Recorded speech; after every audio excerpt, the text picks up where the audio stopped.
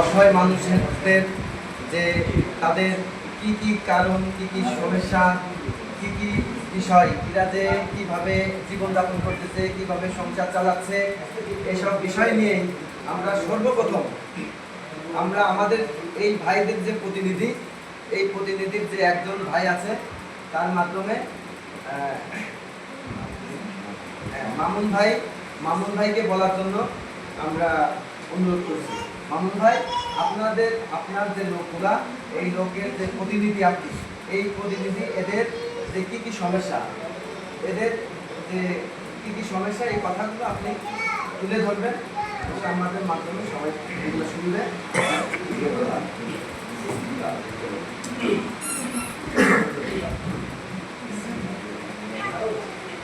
আসসালামু আলাইকুম।